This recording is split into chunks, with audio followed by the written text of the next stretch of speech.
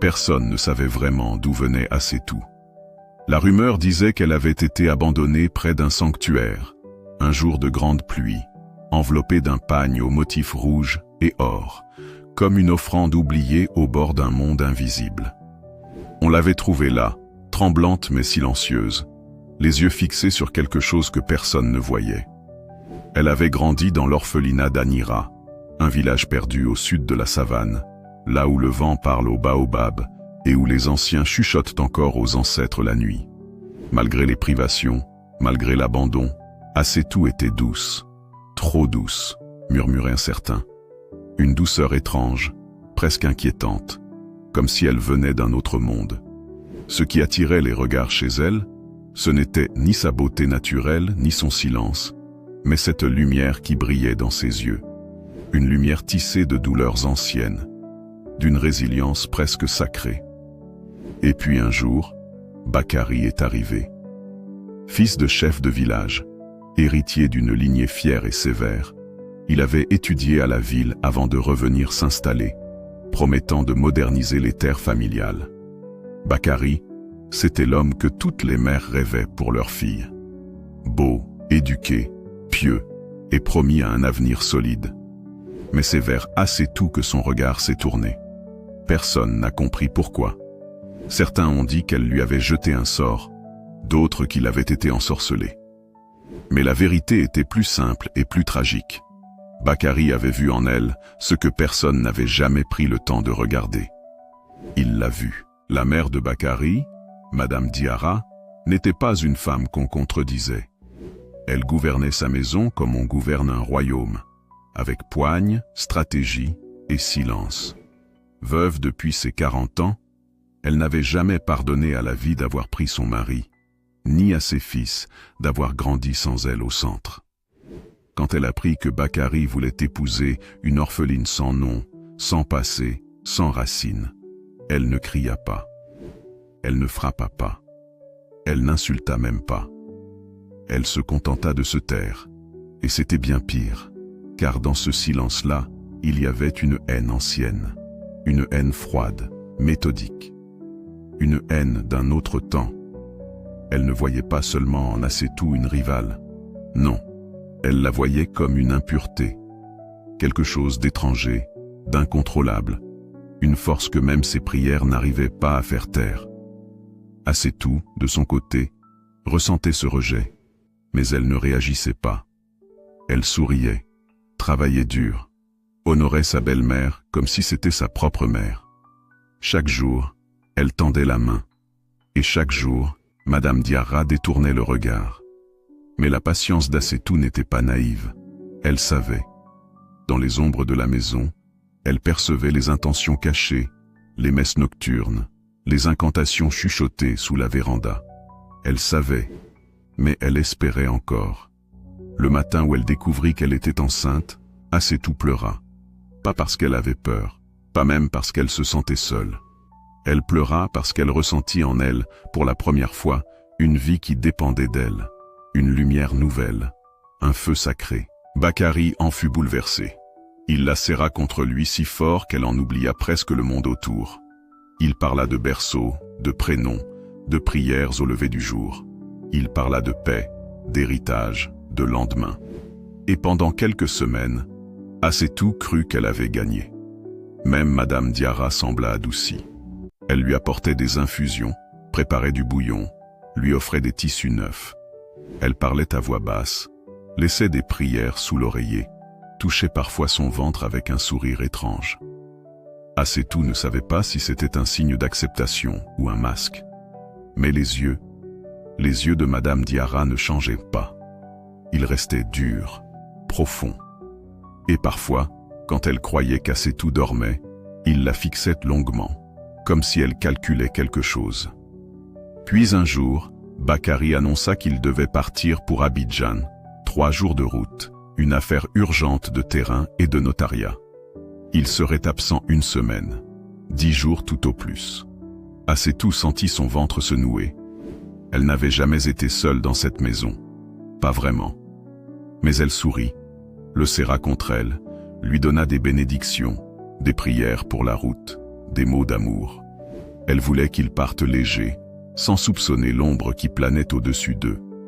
Car cette absence, ce fut la fenêtre que Madame Diarra attendait. Le 4e soir, elle entra dans la chambre d'Assetou avec une tasse fumante. « C'est une infusion aux racines d'Akpi, dit-elle doucement. Ça aide le bébé à bien s'accrocher. Tu veux bien boire pour moi ?» Assetou hésita. Quelque chose, en elle, criait non. Mais elle regarda le sourire de sa belle-mère, le geste tendre de sa main, la tasse chaude.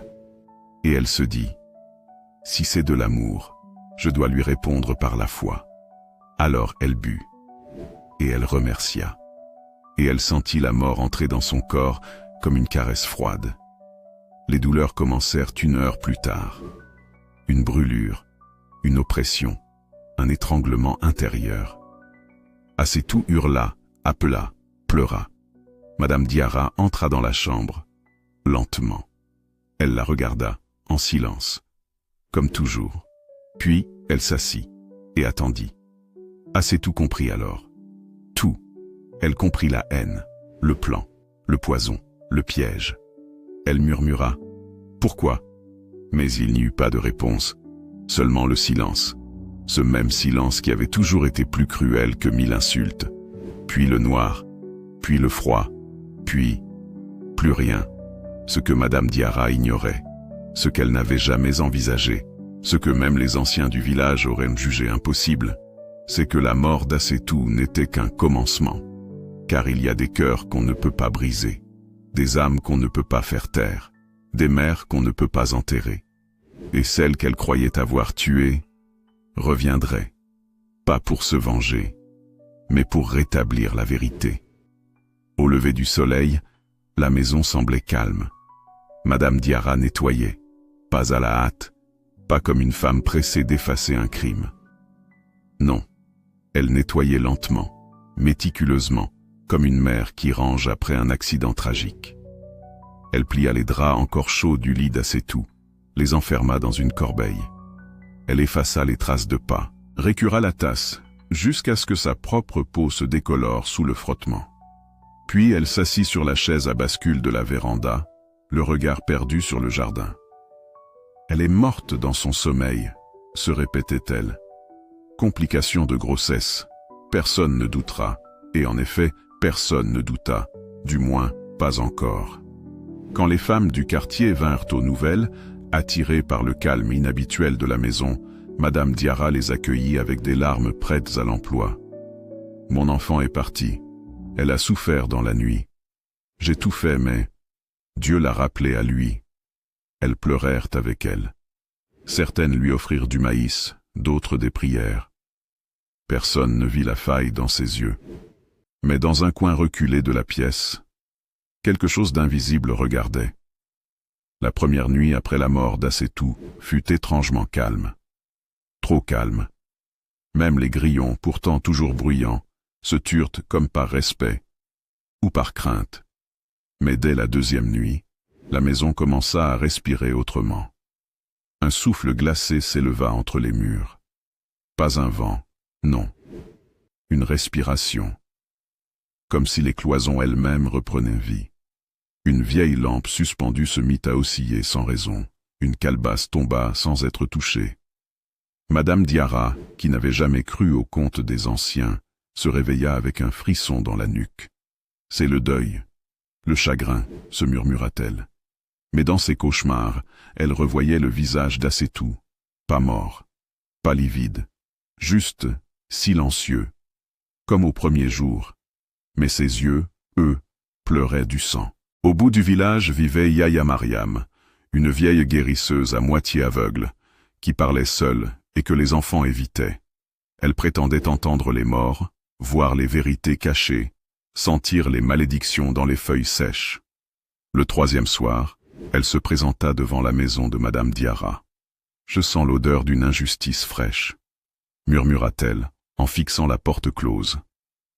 Madame Diarra lui fit claquer la porte au nez, mais cette nuit-là, la cloche de fer suspendue dans le grenier sonna toute seule à minuit. Et c'est là que les choses changèrent. Quand Bakary revint d'Abidjan, il fut accueilli par un silence funèbre. Il comprit immédiatement. Le regard de sa mère, trop grave, trop sobre. Les voisins qui baissaient les yeux. Le petit collier d'Assétou accroché à la branche du fromager sacré. Il tomba à genoux. Où est-elle enterrée? Demanda-t-il d'une voix blanche. On lui montra un carré de terre, sous le manguier derrière la maison. Pas de cérémonie. Pas de rite traditionnel. Elle est morte seule, demanda-t-il. Je l'ai veillée jusqu'à la fin, mentit Madame Diarra. Il resta des heures au pied de la tombe. Il parla à voix basse, promit de rester digne. Mais quelque chose en lui se brisa. Et ce soir-là, il rêva d'Assétou.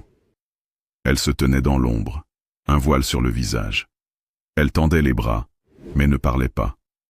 Elle montrait simplement son ventre, puis son cœur, puis une tasse. Les jours passaient, mais les nuits devenaient plus épaisses. Les murs transpiraient, les miroirs s'embuaient sans chaleur. Parfois, dans le silence, on entendait des pleurs d'enfants, courts, aigus, déchirants. Une fois, Bakary vit une silhouette passer dans le couloir. Il se leva, ouvrit la porte. Personne. Une autre fois, le pagne préféré d'Assétou réapparut sur le lit, alors qu'il avait été enterré avec elle. Madame Diarra devenait pâle, ses yeux cernés. Elle se réveillait en sursaut, persuadée qu'une main lui effleurait la gorge. Elle alla voir Yaya Mariam.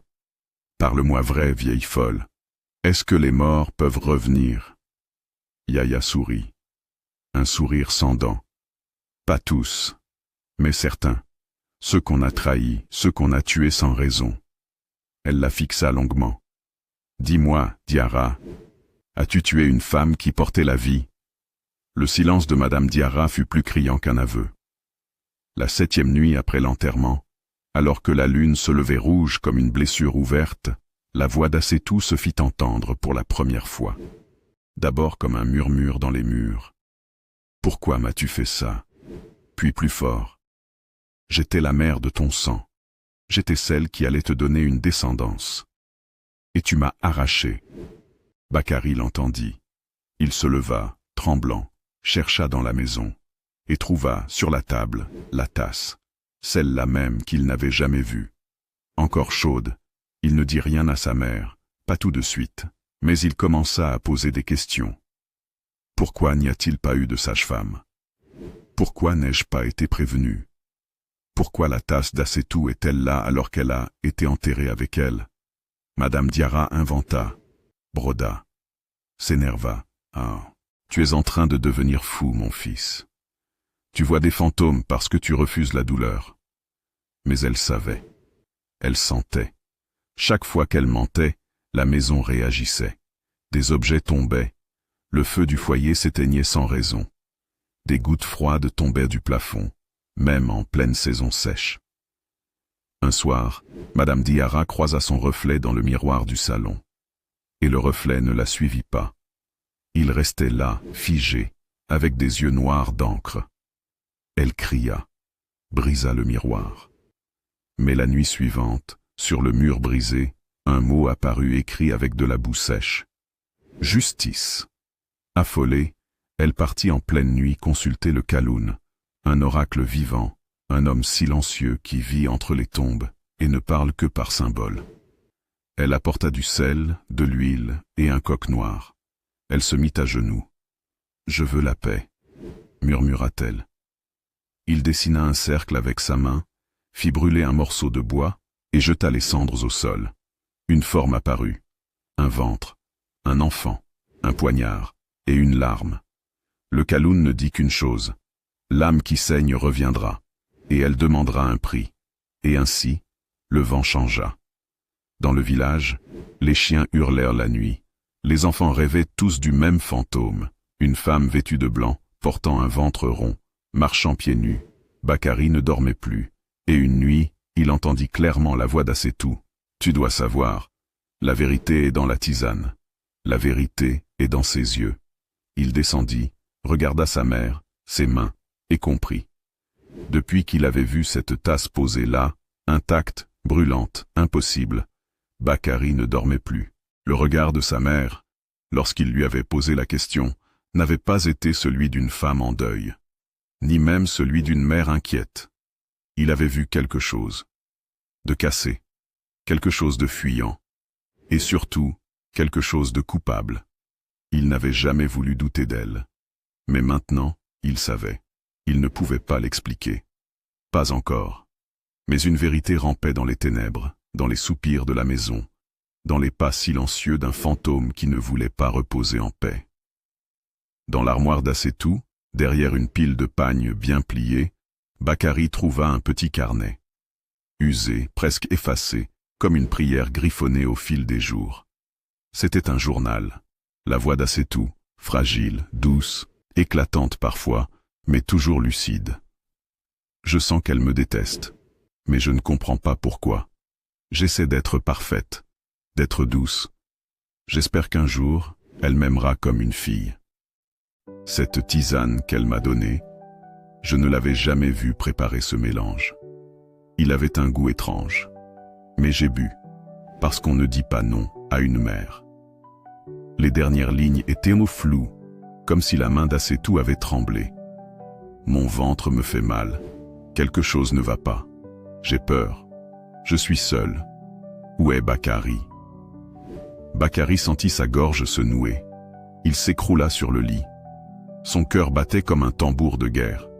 Il n'y avait plus de doute. Sa mère avait tué la femme qu'il aimait, et leur enfant. Cette nuit-là, la pluie s'abattit sur le village sans prévenir. Un orage sec, violent, comme un cri venu du ciel. Les éclairs traversèrent le ciel comme des lames, et dans l'entre-deux, il la vit. Assetou, debout sous l'arbre du jardin, immobile. Il ouvrit la porte. Assetou? Mais ce n'était pas sa voix, pas exactement. C'était comme un souffle qui sortait de lui, comme un écho. Elle leva les yeux. Pas de haine, pas de colère, seulement une douleur infinie. Elle montra la maison, puis son ventre, puis la tombe, et elle disparut dans la pluie. Le lendemain, Bakary confronta sa mère. Il la trouva assise dans la cuisine, les mains sur un bol vide. « Tu m'as menti », dit-il sans détour. Elle ne répondit pas. « Tu as dit qu'elle était morte dans son sommeil. Mais elle a écrit, elle a crié, et tu as menti. » Madame Diarra ferma les yeux. « Tu ne sais pas ce que tu dis. »« Si, je sais maintenant. » Il posa le journal devant elle, puis la tasse, puis un morceau de la robe qu'elle portait quand elle est morte, retrouvée par un enfant près du puits. Pourquoi? Pourquoi elle? Alors Madame Diarra pleura. Pour la première fois. Pas de ces pleurs de manipulation, mais des larmes qui jaillissent comme un poison qui déborde. Parce qu'elle m'avait volé ce que j'aimais le plus. Toi. Ce n'était pas seulement de la jalousie. C'était la peur de disparaître, d'être remplacée. Tu étais tout ce qui me restait, murmura-t-elle. Et elle te prenait. Elle avait cru qu'en éliminant Assetou, elle sauverait son foyer, qu'elle garderait son fils. Mais au lieu de cela, elle avait ouvert une porte, une faille dans l'équilibre du monde.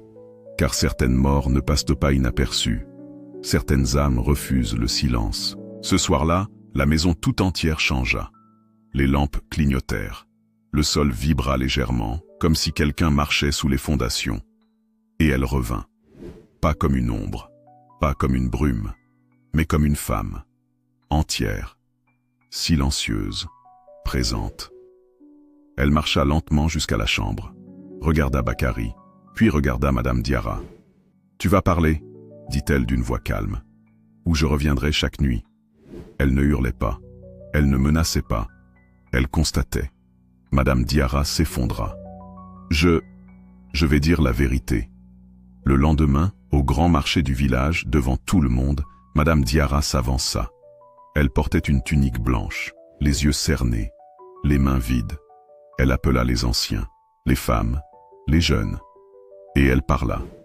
Elle raconta tout. La haine, le poison, la tasse, le silence, la mort. Personne n'osa l'interrompre. Quand elle eut terminé, il n'y avait que le vent pour lui répondre. Mais les regards avaient changé. on ne la regarderait plus jamais comme avant. Et certains commencèrent à dire que la maison était maudite. Bakary refusa de la voir. Il partit vivre dans une autre maison, près du fleuve, là où il avait grandi enfant. Il planta un arbre près de la tombe d'Assétou, un arbre au bois rouge, symbole de renaissance. « Je ne te pardonne pas, dit-il à sa mère, mais je te laisse à ton sort. » Quant à Madame Diarra, elle vécut seule, pendant longtemps, et chaque nuit, elle entendait un petit rire dans le couloir. Celui d'un enfant jamais né, mais l'histoire ne s'arrête pas là. Car si la vérité est dite, l'équilibre n'est pas encore rétabli. Assétou revient encore, pas chaque nuit, mais parfois. Elle parle à Bakary dans ses rêves, lui souffle des idées, des projets. Elle lui montre une vision, un orphelinat, un lieu de paix, pour les mères seules, les enfants rejetés. Fais-le, pour moi, pour notre fils, pour toutes celles qu'on a réduites au silence. Et Bakary accepte. Un jour, des années plus tard, un enfant perdu frappe à la porte du centre construit par Bakary. Il est sale, maigre, tremble. Bakary le regarde et sourit. « Comment t'appelles-tu » L'enfant hésite. « On m'appelait personne. »« Alors ici, tu t'appelleras Espoir. » Et cette nuit-là, Assétou apparaît, une dernière fois. Elle touche le front de Bakary, puis disparaît dans une lumière douce. Enfin, elle peut reposer en paix. Des mois ont passé depuis les aveux. La maison de Madame Diarra a été laissée à l'abandon. Le bois des volets pourris, les racines des fromagers ont commencé à soulever les fondations. Les enfants n'y jouent plus. Les anciens ne s'en approchent pas. Ils disent que l'air y est trop épais, que le sol y tremble la nuit. Mais au cœur de cet oubli volontaire, quelque chose reste vivant. Un souvenir, une voix, un souffle à peine audible qui chuchote entre les murs. Il manque encore quelque chose. Bakary, depuis le centre qu'il a bâti, dort enfin. Pas chaque nuit, mais parfois. Et quand il dort profondément, elle revient. Pas comme un fantôme, comme une promesse. Dans ses rêves, Assétou se tient au bord d'une rivière inconnue. Elle est vêtue de blanc, les pieds dans l'eau. Son ventre n'est plus arrondi, mais sa main tient celle d'un enfant invisible. Elle le regarde et dit « Il faut que tu retrouves ce que j'ai perdu. »« Quoi ?» murmure Bakary. « Mon nom, mon histoire, mes racines. Tu ne les connais pas, mais elles m'appellent encore. Et sans elles, je ne peux pas partir. » Elle tend une main vers lui, puis disparaît. Bakary ne comprend pas tout, mais il sait que le rêve est une clé. Jusqu'à présent, il avait pleuré Assétou la femme, la mère, l'épouse. Mais il avait oublié Assétou l'enfant sans origine, celle qui n'avait jamais su d'où elle venait, celle qui avait grandi à l'orphelinat sans nom, sans lignée, sans passé. Et c'est là que la véritable injustice réside. Elle a été tuée 2 fois, une première fois quand on l'a abandonnée, une seconde quand on l'a empoisonnée. Il décide donc de remonter le fil, de suivre la piste de cette orpheline à la robe rouge et or, déposée autrefois devant un temple. Il commence par Agnira, ce village du sud où tout a commencé. Mais à son arrivée, l'orphelinat n'existe plus. Brûlé lors d'un incendie mystérieux des années plus tôt, tous les registres ont disparu. Tous? Non. Un vieil homme veille encore. L'ancien jardinier. Il s'appelle Samba. Et Samba, lui, se souvient. « Ah, c'est tout » murmure-t-il en caressant sa barbe blanche. « Oui, je me rappelle. C'était un bébé silencieux. Elle ne pleurait pas. Jamais. Savez-vous d'où elle venait » Samba regarde au loin. Longtemps. On disait qu'elle avait été trouvée par une vieille femme, une sorte de prêtresse venue du Nord. Elle ne parlait pas notre langue. Elle est restée quelques jours, a remis le bébé, puis a disparu. Mais elle a laissé un nom. Un nom? Samba se lève, cherche dans une boîte en bois, en ressort une étoffe ancienne, le pagne rouge et or. Il le donne à Bakary. Et dessous, un papier jauni, à demi effacé. Pour qu'elle ne soit jamais oubliée, elle est fille d'Adjoua, du sang des gardiens. Protégez-la, ou elle vous reviendra. Bakary sent un frisson le traverser. Les gardiens, Samba hoche la tête. Un vieux clan, réputé pour ses dons, pour sa connexion avec les ancêtres. On dit qu'il naissait avec un pied dans ce monde, un pied dans l'autre. Il suit la trace, plus au nord, jusqu'à une vallée oubliée, cernée par des montagnes rouges. Là, vit encore un fragment du clan des gardiens. Des femmes surtout, des vieilles, des veuves, des devins.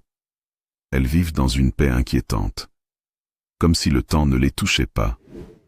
Quand il prononce le nom d'Assetou, l'une d'elles lève les yeux. Elle est revenue, dit-elle simplement. Vous la connaissiez, elle est née ici, mais nous l'avons cachée. Son sang était convoité, on voulait la lier à des forces sombres, alors sa mère l'a envoyée loin, pour la sauver. Et sa mère? Un silence. Tu veux la voir?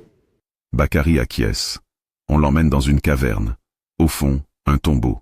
Simple, mais sacré. Sur la pierre, il est écrit « Adjoua, fille des ancêtres, mère de lumière, que son sang protège ceux qui l'ont mérité. » Et là, Bakary comprend. Assetou portait un héritage ancien, puissant, mystique. Et ce sang, qu'elle portait encore en elle quand elle est morte, n'a jamais été vengé. Une des vieilles femmes du clan prend la main de Bakary et la plonge dans une vasque d'eau noire. « Regarde, » dit-elle. Il voit un berceau, puis un feu, puis le visage de Madame Diarra. « Elle n'a pas seulement tué une femme enceinte, » dit la vieille. « Elle a tué une gardienne. Et ce crime réveille des forces plus anciennes que ton monde. Mais elle a avoué. Elle a été punie. Pas assez. Ce n'est pas à toi de juger, ni même aux vivants. Alors que dois-je faire? Amener la coupable ici, pour qu'elle soit confrontée à ce qu'elle a brisé. Seulement alors, l'âme d'Assetou pourra quitter les limbes. Sinon, elle reviendra. Et elle ne reviendra plus douce. Bakary retourne au village. Il retrouve sa mère, amaigrie, silencieuse, à moitié brisée. « Viens avec moi, dit-il. Où? Là où elle est née. Là où elle attend encore. » Madame Diarra hésite, puis accepte, comme si une part d'elle savait qu'il fallait clore le cycle. Ils voyagent 3 jours, puis arrivent devant la vallée. À peine a-t-elle posé le pied sur la terre sacrée qu'un vent glacé se lève. Les femmes du clan les attendent. On l'installe au centre du cercle. Le pagne rouge et or est déroulé devant elle, et les cendres du journal d'Assetou y sont dispersées. Alors la voix revient. Claire, forte, celle d'Assetou. Tu as volé ce que j'étais, mon passé, mon nom, mon enfant, ma voix. Dis-moi maintenant, qui suis-je? Madame Diarra tombe à genoux. Elle pleure. Et pour la première fois, elle parle sans défense. Tu es la fille que je n'ai pas su aimer. Tu es la lumière que j'ai tenté d'éteindre. Tu es la mère que j'ai trahie. Et maintenant, murmure la voix, je suis prête. Prête à porter ton nom, prête à t'honorer, jusqu'à ma mort. Un silence. Puis un vent chaud traverse le cercle, et les feuilles mortes s'élèvent, dans une spirale lumineuse. La terre tremble doucement, la tombe d'Adjoua s'ouvre, un feu s'y allume, sans brûler, et au milieu, apparaît une silhouette, celle d'Assetou, paisible. Elle regarde sa mère, puis son époux, et dans un sourire brisé mais lumineux, elle murmure « Merci ». Puis elle s'efface. Pour la dernière fois, Bakary reste quelques jours dans la vallée. Il plante un arbre près de la grotte, l'arbre des noms retrouvés. Madame Diarra, quant à elle, demande à rester. Elle devient gardienne à son tour. Elle nettoie, cuisine, écoute. Et chaque soir, elle allume une lanterne devant la tombe d'Adjoua et murmure « Pardonne-moi, je suis venu tard, mais je suis venu. » Au village, le centre d'accueil d'Assetou prend le nom de « Maison Adjoua », pour celle qu'on a oubliée. Et dans le ciel, certains soirs, une étoile brille un peu plus que les autres. Cela faisait 2 ans que Bakary avait fondé la Maison Adjoua, ce centre d'accueil pour les enfants abandonnés et les mères seules. Le bâtiment, modeste mais lumineux, respirait la paix. Il y régnait une chaleur douce, un peu comme si la présence d'Assetou s'était imprimée dans les murs. Un soir d'orage, alors que le vent fouettait les feuilles du fromager devant le portail, un enfant apparut. Seul, nu-pied, le visage couvert de poussière. Il ne disait rien. Il fixait juste la porte, comme s'il savait qu'on l'attendait. Bakary, qui passait à ce moment-là, sentit son cœur ralentir. Il n'avait jamais vu ce garçon, mais ses yeux lui semblaient impossiblement familiers. « Comment tu t'appelles » demanda-t-il doucement. Le garçon ne répondit pas, mais il leva les yeux vers lui et dit, dans un murmure presque inaudible, « Je suis venu chercher ma voix. » L'enfant fut accueilli, lavé, nourri. On lui donna un lit, un vêtement propre, un prénom temporaire, Issa. Mais rien chez lui n'était normal. Il ne pleurait jamais. Il ne riait jamais. Il observait. Il écoutait. Et parfois, dans la nuit, on le retrouvait assis sous l'arbre d'Adjoua, fixant les étoiles en silence, comme s'il attendait une réponse que le ciel lui refusait encore. Et puis, une nuit, Bakary rêva d'Assetou. Elle n'était pas seule. L'enfant était avec elle. Mais ce n'était pas Issa. C'était lui. Le bébé qu'elle n'avait jamais pu mettre au monde. Celui qu'elle portait lorsqu'elle a été tuée. Et il lui murmura. « Il est encore là. Il m'empêche de revenir. » À partir de ce rêve, des choses étranges recommencèrent à se produire. Les horloges de la maison s'arrêtaient toutes à la même heure. 00007. Des objets changeaient de place. Des miroirs reflétèrent des ombres qui ne correspondaient à aucun corps. Et Issa commença à parler dans une langue que personne ne comprenait. Une langue ancienne, pleine de sons arrondis, de souffles gutturaux, comme une langue d'avant le langage. Yaya Mariam, la vieille devineresse, fut appelée en urgence. Elle prit la main de l'enfant et pâlit. « Ce n'est pas un enfant comme les autres, » murmura-t-elle. « C'est un pont. »« Un pont » demanda Bakary. « Entre ce monde et celui qu'on a fermé trop tôt. Il n'est pas né. Il n'est pas mort. Il est entre. Qui empêche son passage ?» Yaya hésita, puis dit « Un homme que tu ne connais pas, mais qui t'a toujours observé. » Des recherches furent menées. Yaya Mariam partit dans le nord, vers des contrées où les prêtresses vivent dans les grottes, et les oracles n'ont plus de langue. Elle revint un mois plus tard, fatiguée, les mains pleines de cendres. « Ce que j'ai trouvé remonte à bien avant ta rencontre avec Assetou. » Elle posa sur la table un vieux masque. En bois d'ébène, les yeux vides, la bouche en feu. Ce masque appartenait à Koudiadié, un ancien sorcier banni du clan des gardiens. Il pratiquait des rites interdits, cherchait à faire naître des âmes puissantes dans des corps préparés. C'est lui qui a voulu s'emparer du fœtus d'Assetou, car son sang était ancien. Il avait été choisi, mais comment aurait-il pu? Il avait lancé une malédiction dormante sur la lignée d'Adjoua. Et c'est cette malédiction qui a traversé les générations, jusqu'à ce que ta mère, manipulée dans sa jalousie, tue la gardienne au moment où l'enfant était prêt à venir. Donc l'âme de cet enfant est piégée? Exactement. Et Issa en est le reflet, l'empreinte, le corps vide. Il ne pourra jamais vivre tant que Koudiadié ne sera pas effacé de la mémoire du monde. Pour libérer l'enfant, un ancien rituel devait être accompli. Mais il n'avait pas été pratiqué depuis plus d'un siècle, car il impliquait d'entrer dans l'autre monde et d'en ressortir. « Tu risques de ne pas revenir », avertit Yaya. « Mais si je ne le fais pas, l'âme d'Assetou ne reposera jamais, et cet enfant restera un fantôme. » Bakary accepta. Le soir venu, Issa fut placé au centre d'un cercle de cendres et de sang. Yaya lui noua un collier d'os au cou et traça des symboles sur son torse. Puis elle brûla le masque de Koudiadié. « Appelle-la, dit-elle. » Bakary ferma les yeux. « Assetou, viens-moi en aide. Prête-moi ta force. Guide-moi. » Le feu s'éteignit, et le monde bascula. Bakary rouvrit les yeux. Tout était blanc. Pas de ciel, pas de sol, pas de bruit. un néant doux et oppressant. Puis, au loin, une silhouette. Ah, c'est tout. Elle s'approcha, les bras ouverts. « Tu es venu, murmura-t-elle. Tu es enfin là. Aide-moi à sauver notre fils. » Elle hocha la tête. « Tu dois l'appeler. Mais il ne viendra que si tu l'aimes assez pour l'enraciner ici. Son corps est prêt, mais son âme est effrayée. » Bakary posa ses mains sur son cœur. « Viens, mon fils. Je t'attends. Je te reconnais. Je te veux. » Un cri retentit. Un cri d'enfant. Puis un second.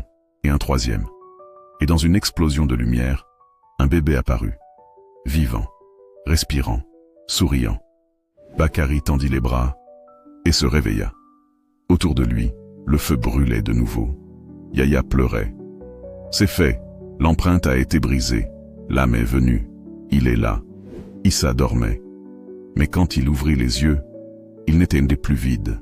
Ils étaient pleins de vie.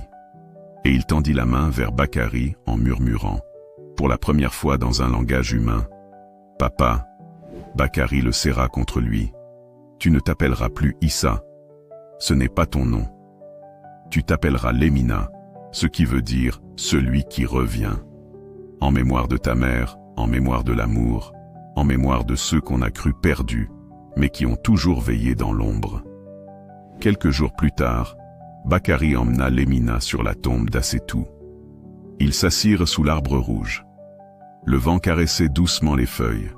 Lemina toucha la pierre et dit simplement « Maman, merci d'avoir attendu. » Net ce soir-là, pour la première fois depuis des années, aucun vent étrange ne souffla, aucune lampe ne clignota, aucun rêve ne traversa le sommeil de Bakary, parce qu'Assetou était vraiment parti.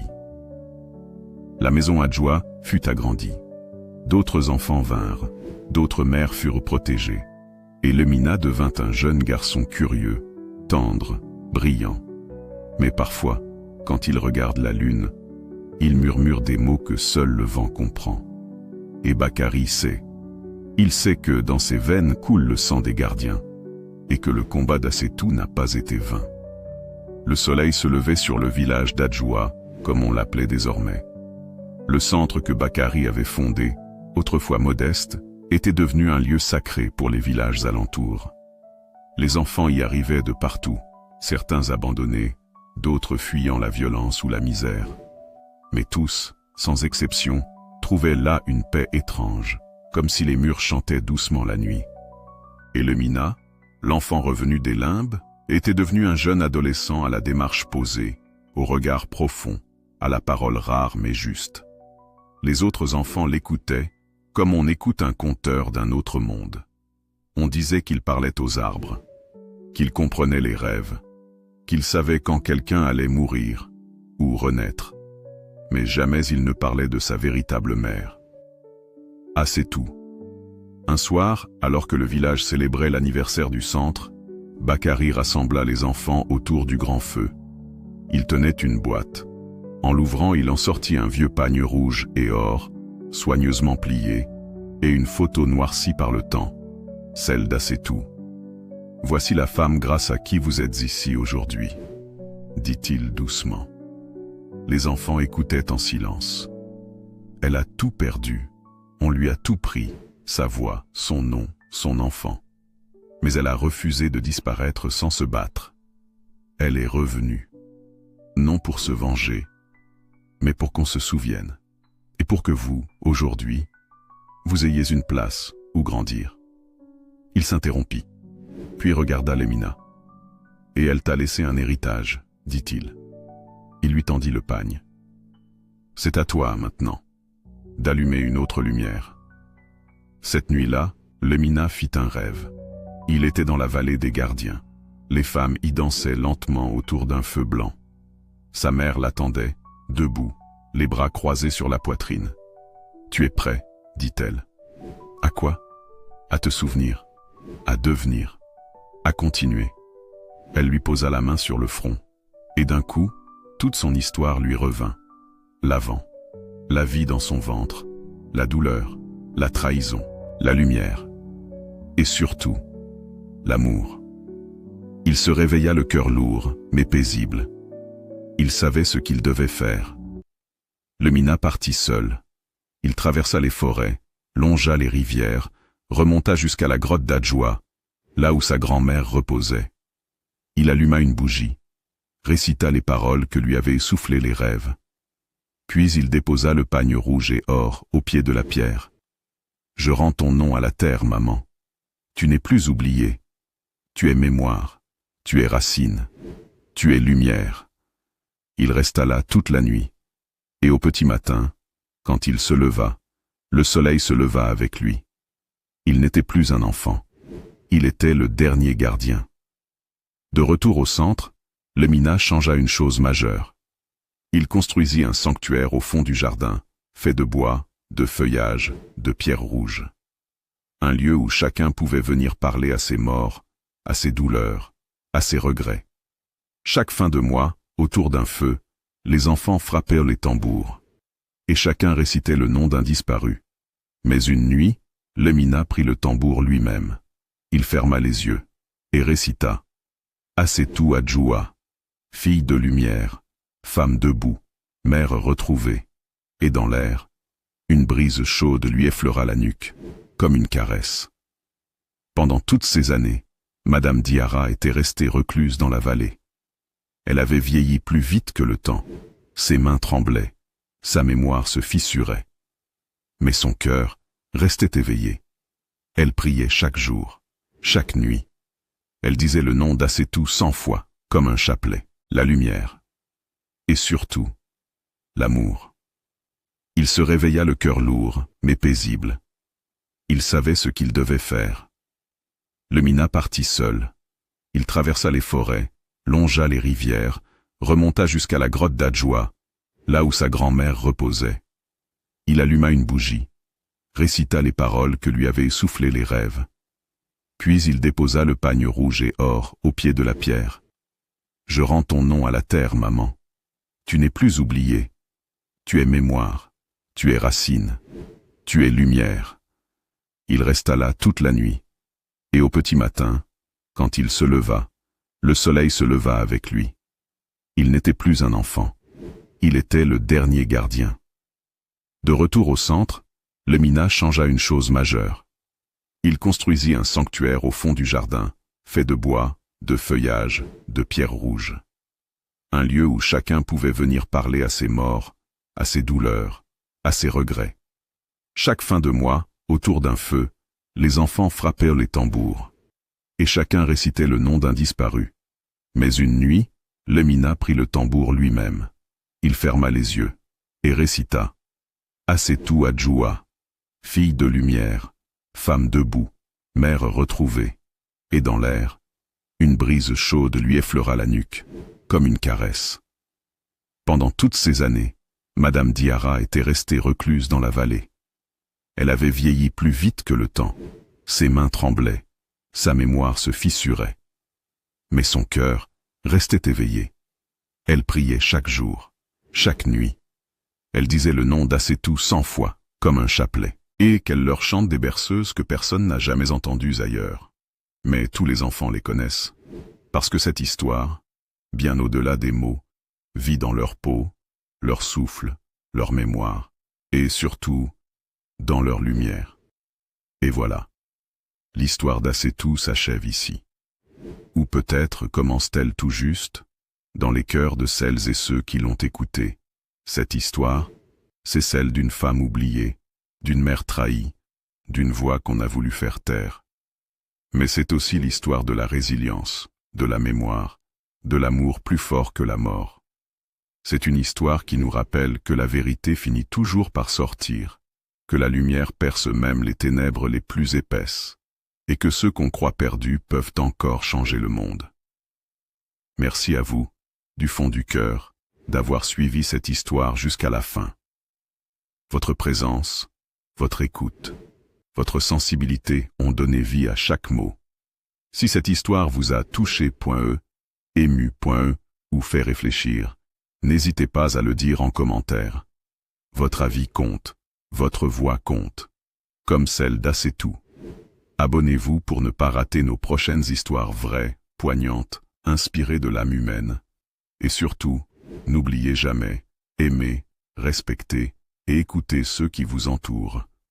Car parfois, derrière un silence, il y a une vie entière qui attend d'être entendue. À très bientôt pour une nouvelle histoire. Et encore merci d'avoir été là, jusqu'au bout.